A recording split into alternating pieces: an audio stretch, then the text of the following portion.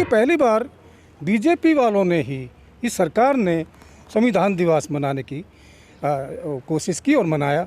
और उसके बाद में हमारे संगठन भी मनाने लगे। पहले ये भी नहीं मनाते थे, हम 2 ही मनाते थे, 3, या तो बुद्ध की जयंती मनाते थे, या बाबा साहब का महापरिनिर्वाण दिवस मनाते थे, या उनकी जन्मदिन मनाते थे 14 अप्रैल वाला।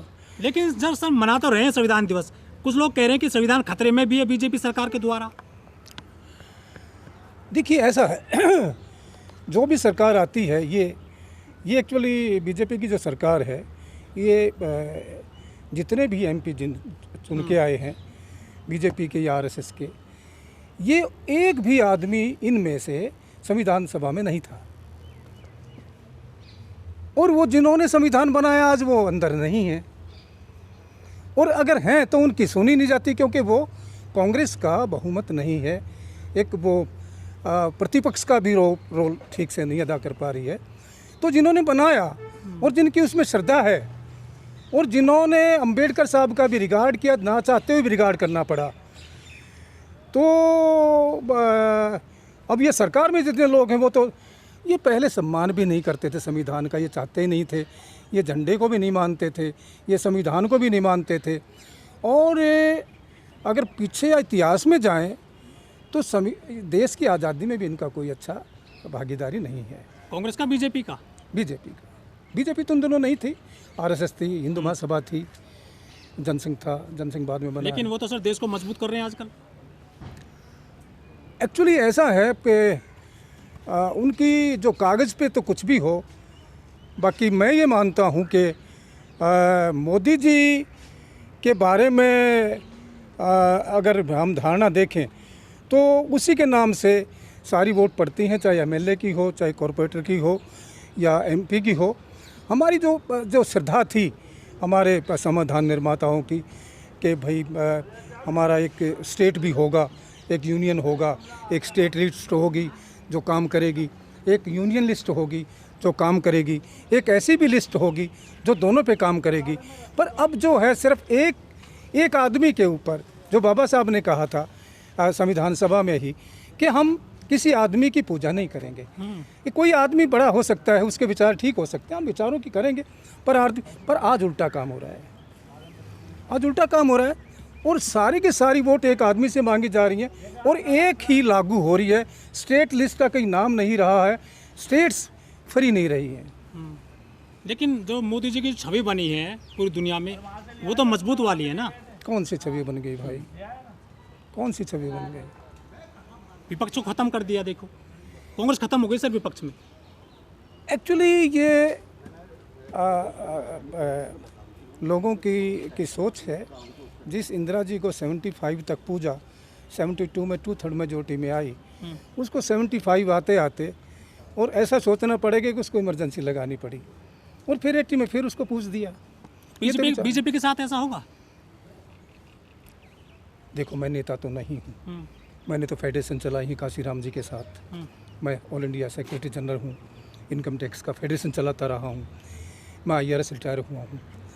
पर उस कृपा की जो मैं राजनीति देख रहा हूँ, इतना मैं कह सकता हूँ, बीइंग शेड्यूल्ड कास्ट का आदमी होते हुए, शेड्यूल्ड ट्राइब का मेरे लोग दोनों ही थे, SC STs, इतना मैं पा रहा हूँ कि जो लोग हम जब नौकरी करते थे वो घट के थोड़े रह गए हैं, उनकी नौकरियां नहीं हैं अब, और उन पर अत्याचार बढ़ गए हैं, उनकी प्रमोशंस टाइम पे नहीं हो रही हैं, और जो बैकलॉग्स जो खाली पड़े हैं सारे वो भरे नहीं जा रहे हैं।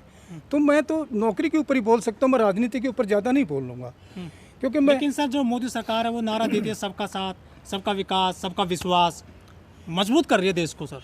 पर विश्वास तो कोई नहीं कर रहा। वोट कैसे मिल रहा है फिर उनको? अगर वोट मिल रहा है तो फिर मैं तो फिर गरीब आदमी हूँ, मैं गरीब घर से आया हूँ, तो मैं तो यही कहूँगा, जब लॉकडाउन चल रहा था जो रेल के नीचे कट के मर गए, जो भूखे प्यासे मर गए, जो रास्ते में चल के मर गए, उनका तो कुछ किया नहीं, उनको कुछ दिया नहीं है। सर धर्म तो मजबूत कर रहे हैं, वो अनाज भी दे रहे हैं फ्री 5 किलो। देखिए धर्म से देश नहीं चलता, धर्म से देश चलता होता तो आज पाकिस्तान की वो हालत नहीं होती, आज वो नेपाल की हालत नहीं होती। धर्म से नहीं चलता, देश चलता संविधान से, और संविधान को अगर मानते हो तो उस पर चलो। अब कांग्रेस जो है, अब कांग्रेस का क्या हाल हुआ है, यात्रा कर रहे हैं राहुल साहब, बाहर जोड़ रहे हैं। मेरी बात सुनो। इतना समय मिला कांग्रेस को, इतना समय मिला। कांग्रेस बोलती नहीं थी, ये बोल के करते हैं। कागज पे वो भी वही रहती थी। आज जो वोट था कांग्रेस के पास सवर्ण का, पहले नंबर वाले का, वो कहाँ है आज?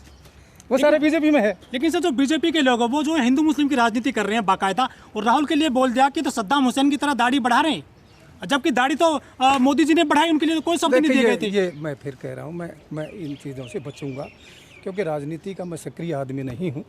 मैं तो एक कार्यकर्ता हूँ, सोशल वर्कर हूँ अपनी कम्युनिटी का। ठीक है, एक नई पार्टी उभर के आई है करीब 8-10 साल के अंदर, अरविंद केजरीवाल की। वो दोनों पार्टियों में सेंध लगा रही है, कांग्रेस में भी बीजेपी में भी। जैसे गुजरात में चली गई है और पंजाब में सरकार बना लिया आम आदमी पार्टी ने, और दिल्ली में चल रही है उनकी। क्या किसको ज़्यादा डेंट करेगी? 2011 में आपने देखा होगा, पर यहाँ पर रामलीला मैदान में जब ये चल रहा था, वो टोपी वाला महाराष्ट्र वाला अब तो नहीं है, अन्ना हजारे नहीं है। और जो लोग इनके साथ थे, अच्छे अच्छे जो लोग थे, प्रशांत भूषण था या पत्रकार थे या और कई लोग थे, वो सब छोड़ के चले गए हैं। और मेरे महकमे का आदमी है, मुझे भी पता है कि इसने एक बार झूठ बोला था जब रिजाइन करके आया, कि मैं तो कुबेर के ढेर पर बैठा था। उस डिपार्टमेंट में एक इंस्पेक्टर 1 करोड़ रुपए एक साल में कमाता है।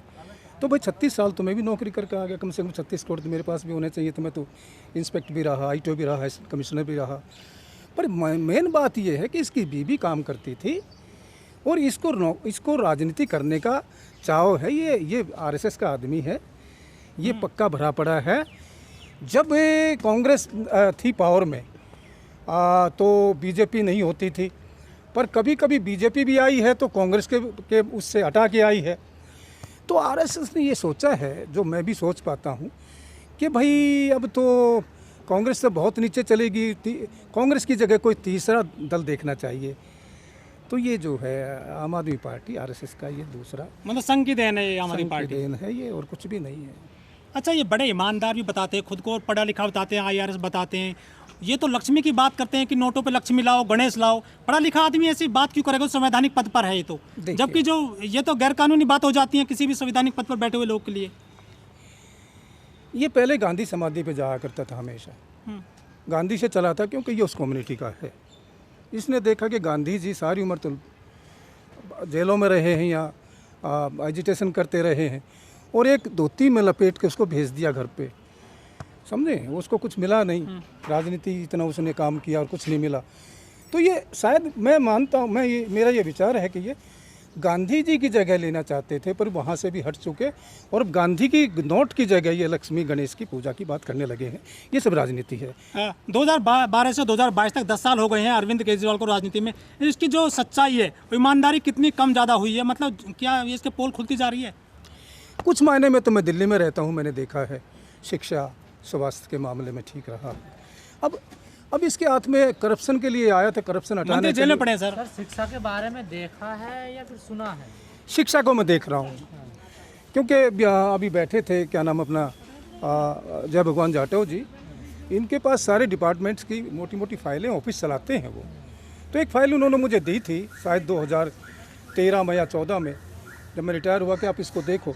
तो उसमें जो हमने लिखा था, भाई एक ही बात नहीं हो पाई है कि जो टीचर सरकारी स्कूल में लगें, हाई स्कूल में या सीनियर सेकेंडरी स्कूल में जो टीचर अपॉइंटमेंट हो, उनके बच्चे यहीं पढ़ने चाहिए, स्कूल में ही पढ़ने चाहिए।